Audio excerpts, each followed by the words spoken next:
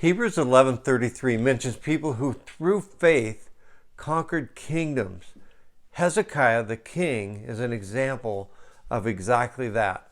2 Chronicles chapter 32 verse 1 says, "After all that Hezekiah had so faithfully done, Sennacherib, king of Assyria, came and invaded Judah." Maybe you caught that. Hezekiah was faithful, but he'd done so many things and he'd obeyed the Lord, but he still faced attacks and challenges of the enemy. And we do too. King Hezekiah relied on the wisdom of God and the strategies of God, and he took action. Faith doesn't mean that we only depend on God.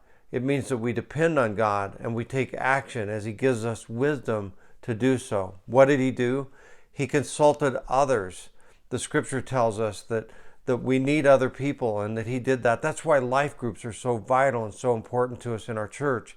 And he cut off the water supply to the enemy so that they couldn't camp at his door and continue to harass him. He did what he could. He worked hard on repairing the broken places in the wall that verse 5 tells us about. And he made a large number of weapons and shields to protect himself, to take an offensive position. Hezekiah came to the people and he spoke out in faith because he trusted in God. Here's what he said: "Be strong and courageous. Do not be afraid or discouraged because of the king of Assyria and the vast army with him, for there is a greater power with us than with him. With him is only an army of flesh, but with us the Lord our God to help us and to fight our battles." Then it goes on to say that the people gained confidence from what Hezekiah, the king of Judah, said. That comes out of Chronicles 32, 7-8. There's a powerful lesson there for us that our faith is contagious. It affects other people. What we do matters.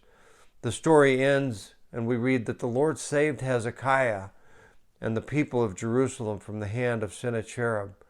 God often saves us by giving us his strategies and inviting us to take action as we rely on him. Let's follow in Hezekiah's footsteps as we face battles in our lives, as we, even if we've been faithful, find that we have new challenges, new enemies that come before us. In your life, maybe you're facing a challenge, a battle, and the way you face that battle will impact other people now and in the future. I'm Pastor Tim.